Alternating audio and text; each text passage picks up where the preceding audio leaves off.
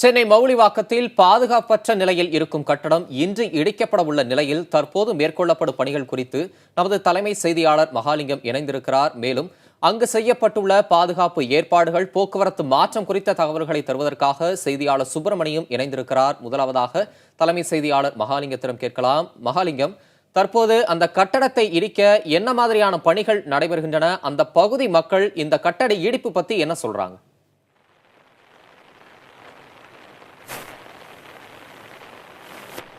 தம்பி தமிழரசன், நீங்கள் அந்த கட்டடத்தை நேரடியாக பார்க்கலாம். தற்பொழுது இந்த மவுலிவாக்கம் பகுதியில் மழை தொடர்ந்து பெய்து கொண்டிருக்கிறது. கடந்த 20 நிமிடங்களாக இந்த கட்டடத்தை சுற்றி இருக்கக்கூடிய மக்களிடம் பேசினோம். காலையில் அவர்கள் மிகவும் ஒரு நெகிழ்வான சம்பவத்தை சொல்கிறார்கள். குறிப்பாக ஏற்கனவே இங்கே பகுதியில் இருந்த 11 மாடி கட்டடம் இடிந்தபோது ஒரு பெரும் அதிர்ச்சியை அவர்கள் சந்தித்ததாகவும், அதே போல வீடுகளெல்லாம் பல இடங்களில் விரிசல் விழுந்ததாகவும் சொன்னார்கள்.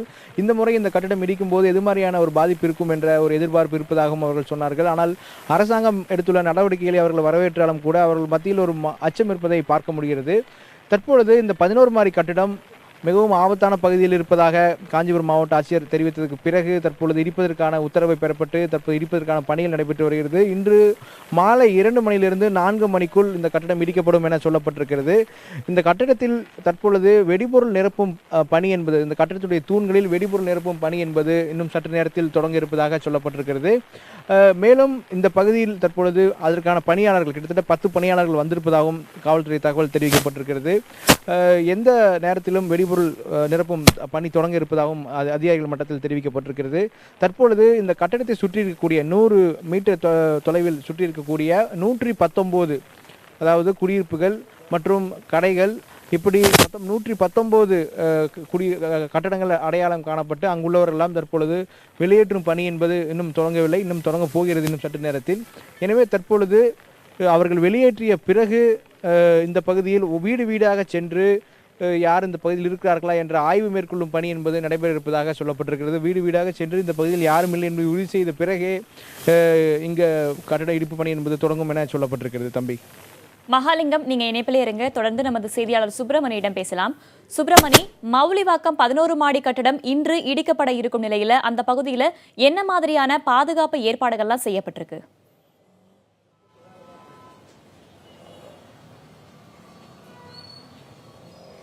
முதல் கட்டமாக 500 போலீசார் இதற்காக பாதுகாப்பு பணியில் ஈடுபட இருக்கிறார்கள். இதில் 50 போலீசார் போக்குவரத்து போலீசார் என்று காவல்துறை தரப்பில் தெரிவிக்கப்பட்டிருக்கிறது. கிட்டத்தட்ட 100 மீட்டர் சுற்றளவில் இருக்கக்கூடிய அந்த பகுதியில் இருக்கக்கூடிய பொதுமக்களை மதனந்தபுரத்தில் இருக்கக்கூடிய திருமண மண்டபத்தில் தங்க வைப்பதற்கான ஏற்பாடுகள் செய்யப்பட்டிருக்கிறது. அது மட்டுமல்லாமல் அவர்களுக்கு உணவுகள் வழங்கப்படுவதற்கான ஏற்பாடுகள் செய்யப்பட்டிருக்கிறது. அது மட்டுமல்லாமல் இந்த கட்டிடம் இடிக்கப்படக்கூடிய அந்த நேரத்தில் போக்குவரத்து மாற்றம் செய்யப்படும் என்று சென்னை போக்குவரத்து போலீசார் தரப்பில் தெரிவிக்கப்பட்டிருக்கிறது. குறிப்பாக போரூரில் இருந்து, அதாவது போரூர் சிக்னலில் இருந்து இந்த பாய்க்கடை சந்திப்பு வரைக்கூடிய அனைத்து வாகனங்களும் நிறுத்தப்படும். அதே போல மணப்பாக்கம் அந்த வழியாக வரக்கூடிய பாய்க்கடை சந்திப்பு வரக்கூடிய வாகனங்கள் அனைத்தும் நிறுத்தப்பட்டு திருப்பி விடப்படும் என்று போக்குவரத்து போலீசார் தரப்பில் தெரிவிக்கப்பட்டிருக்கிறது. இது மட்டுமல்லாமல் தீயணைப்பு வாகனங்கள் 10 தீயணைப்பு வாகனங்கள் தயார் நிலையில் நிறுத்தி வைக்கப்பட்டிருக்கிறது. கட்டிடம் இடிக்கப்படும் சூழ்நிலையில் புகை மண்டலத்தை கட்டுப்படுத்துவதற்காக இந்த 10 தீயணைப்பு வண்டிகள் தயார் நிலையில் வைக்கப்பட்டிருக்கிறது. இடிக்கப்படும் நேரத்தில் தண்ணீரை பீச்சி அடித்து அந்த புகை மண்டலத்தை கட்டுப்படுத்துவதற்கான நடவடிக்கை எடுக்கப்படும் என்று தீயணைப்புத்துறை தரப்பில் தெரிவிக்கப்பட்டிருக்கிறது.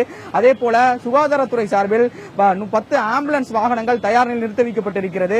குறிப்பாக அந்த 100 மீட்டர் சுற்றளவில் இருக்கக்கூடிய அந்த பகுதி முழுவதுமாக தீயணைப்பு வண்டிகளும் ஆம்புலன்ஸ் வண்டிகளும் தயார் நிலையில் நிறுத்தி வைக்கப்பட்டிருக்கிறது.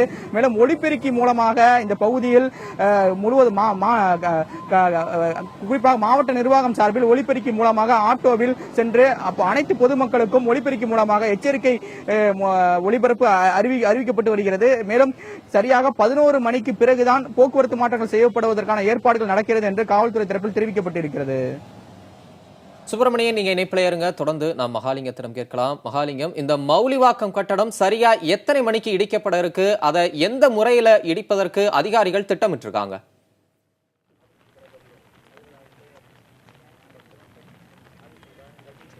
தம்பி, இந்த கட்டடத்தை நீங்க பார்க்கலாம். இந்த கட்டடத்தை பொறுத்த வரைக்கும் இந்த கட்டடம் உள்நோக்கி விழக்கூடிய அமைப்பில் தொழில்நுட்பத்தை பயன்படுத்துகிறார்கள். இம்ப்ளூஷன் என்று சொல்கிறார்கள். உள்நோக்கி அந்த கட்டடம் இடிந்து விழக்கூடிய முறையை பயன்படுத்துகிறார்கள். இதுதான் தற்பொழுது நவீன முறையாக பார்க்கப்படுகிறது. உலக நாடுகளில் அந்த முறை தான் தற்பொழுது பயன்படுத்தப்பட்டு வருகிறது. இந்த கட்டடத்தில் பேஸ்மெண்ட் என்று சொல்லப்படக்கூடிய அங்கு அந்த பகுதியில் உள்ள தூண்களில் ஓட்டை போட்டு அங்கு வெடிபொருட்கள் நிரப்பப்பட உள்ளன. அதற்கு பிறகு தரைத்தளத்தில் உள்ள தூண்களில் துளை போட்டு அதற்குள்ளும் வெடிபொருட்கள் நிரப்பப்பட உள்ளன. அதற்கு பிறகு 5வது மாடியில் நீங்கள் பார்க்கலாம், 5வது மாடியில் மறைப்பு செய்யப்பட்டிருக்கிறது. அந்த மாடியிலும் தூண்களில் ஓட்டை இடப்பட்டு அங்கு அந்த ஓட்டைக்குள்ளே வெடிபொருட்கள் நிரப்பப்படுகிறது.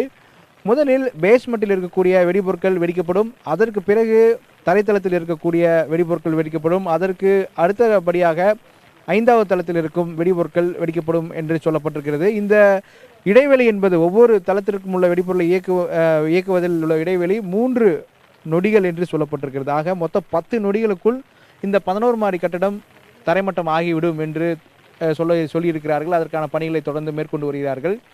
இன்னொரு விஷயம் என்னவென்றால், இந்த கட்டடம் சரியவோ அல்லது பக்கவாட்டில் சாயவோ வாய்ப்பில்லை என்று அதிகாரிகள் சொல்லியிருக்கிறார்கள். உள்ளேயே, அதாவது இந்த கட்டடம் அமைந்திருக்க அந்த வளாகத்திற்குள்ளேயே இந்த கட்டடம் விழுந்துவிடும் என சொல்லியிருக்கிறார்கள். அது மட்டுமல்லாது, இந்த கட்டடம் நொறுங்கி விழுந்த உடனேயே கடுமையான புகைமூட்டம் ஏற்பட வாய்ப்பு இருப்பதாக சொல்லப்பட்டிருக்கிறது. ஆனால் அந்த புகைமூட்டமும் அந்த கட்டட வளாகத்திற்குள்ளேயே தான் இருக்கும், வெளியே பொதுமக்களை பாதிக்கும் அளவுக்கு வராது என்று அதிகாரிகள் சொல்லியிருக்கிறார்கள். மேலும் இந்த வைக்கப்படும் வெடிபொருளோடு சேர்ந்து இந்த புகையை கட்டுப்படுத்தக்கூடிய நவீன தொழில்நுட்பத்தை கையாண்டு அங்கு ரசாயனங்களை பயன்படுத்தியிருப்பதாகவும் அதிகாரிகள் சொல்லியிருக்கிறார்கள். இந்த கட்டட இடிபாட்டை சுற்றியும் தீயணைப்பு வாகனங்கள் நிறுத்தப்பட்டிருக்கிறது. அந்த வாகனங்களில் உள்ள தண்ணீர் என்பது பீச்சி அடிக்கப்படும் என அதிகாரிகள் சொல்லியிருக்கிறார்கள். அப்படி பீச்சி அடிக்கும் போது இந்த புகை என்பது கட்டுப்பாட்டிற்குள் கொண்டு வரப்படும் என்ற ஒரு முடிவையும் எடுத்திருக்கிறார்கள். இப்படி இந்த புகையை கட்டுப்படுத்தவும் இந்த கட்டட இடிபாடுகள் வேறு எங்கும் சென்றுவிடக்கூடாது என்பதை கவனமாக கையாளுவதற்கும் தற்பொழுது ஏற்பாடுகள் செய்யப்பட்டிருக்கின்றன. நாம் தற்பொழுது அந்த கட்டிடத்தின் அருகில் நின்று கொண்டிருக்கிறோம். இங்குள்ள மக்களிடம் பேசினோம். அவர்கள் சொல்லும் விஷயம் என்னவென்றால், இந்த கட்டிடம் பாதுகாப்பாக இடிக்கப்பட வேண்டும். இந்த கட்டிடம் தொடர்ந்து இந்த பகுதிக்கு அச்சமான இருக்கக்கூடிய ஒரு கட்டிடமாக இருக்கிறது. எனவே முறையாக இதை இடிக்க வேண்டும். இது எப்படி இடிக்கிறோம் என்ற ஒரு அறிவியல் பூர்வமான விஷயத்தையும் மக்களிடம் சொல்ல வேண்டும் என்ற வேண்டுகோளையும் அவர்கள் சொல்லியிருந்தார்கள். மகாலிங்கம், நீங்க இணைப்பிலே இருங்க. தொடர்ந்து நமது செய்தியாளர் சுப்பிரமணியிடம் பேசலாம். சுப்பிரமணி, அந்த இடிக்கப்பட போற அந்த கட்டடத்தை சுற்றி இருக்கிற 100 மீட்டர் தொலைவில் இருக்கிற மக்கள் வெளியேற்றப்பட்டதா நீங்க குறிப்பிட்டீங்க. அந்த 100 மீட்டரை தாண்டி இருக்கும் குடியிருப்புல இருக்கிற மக்களுக்கு ஏதாவது எச்சரிக்கை அதிகாரிகள் சார்பில் விடுக்கப்பட்டிருக்கா?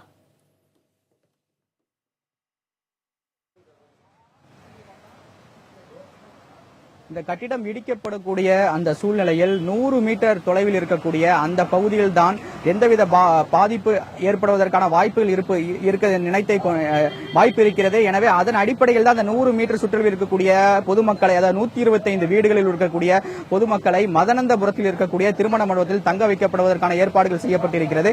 அதன் தாண்டி இருக்கக்கூடிய பகுதிகளில் எந்த ஒரு பாதிப்பும் இல்லை, ஏற்படுவதற்கான வாய்ப்புகள் இல்லை என்று மாவட்ட நிர்வாகம் தரப்பில் தெரிவிக்கப்பட்டிருக்கிறது. அது மட்டுமல்லாமல் இந்த கட்டிடத்திற்கு எதிரே இருக்கக்கூடிய கடைகள் அனைத்தும் இன்று முழுவதுமாக அடைக்கப்பட்டிருக்கிறது. அதுபோல வாகன நெரிசல் ஏற்படாமல் இருப்பதற்காக போக்குவரத்து மாற்றமும் செய்யப்பட்டிருக்கிறது. மேலும் புகை மண்டலம் மூலமாக பொதுமக்களுக்கு எந்த ஒரு பிரச்சனையும் ஏற்படாமல் இருப்பதற்கான வசதிகள் செய்யப்பட்டிருக்கிறது. அதாவது இதற்காக தீயணைப்பு வண்டிகள் தயார் நிலையில் வைக்கப்பட்டிருக்கிறது. அவர்கள் இந்த புகை மண்டலத்தை கட்டுப்படுத்துவதற்கான நடவடிக்கை எடுப்பார்கள் என்று மாவட்ட நிர்வாகம் தரப்பில் தெரிவிக்கப்பட்டிருக்கிறது. மேலும் 500 போலீசார் பாதுகாப்பு பணியில் அமர்த்தப்பட்டிருக்கிறார்கள். இவர்கள் அந்த பகுதியில் இருக்கக்கூடிய 125 வீடுகள் முழுவதுமாக சென்று பொதுமக்கள் அங்கிருந்து வெளியேறி இருக்கிறார்களா என்ற முழுவதுமாக கண்காணிக்கப்பட்ட பிறகுதான் வெடிபொருட்கள் நிரப்புவதற்கான நடவடிக்கை எடுக்கப்படும் என்று மாவட்ட நிர்வாகம் தரப்பில் தெரிவிக்கப்பட்டிருக்கிறது.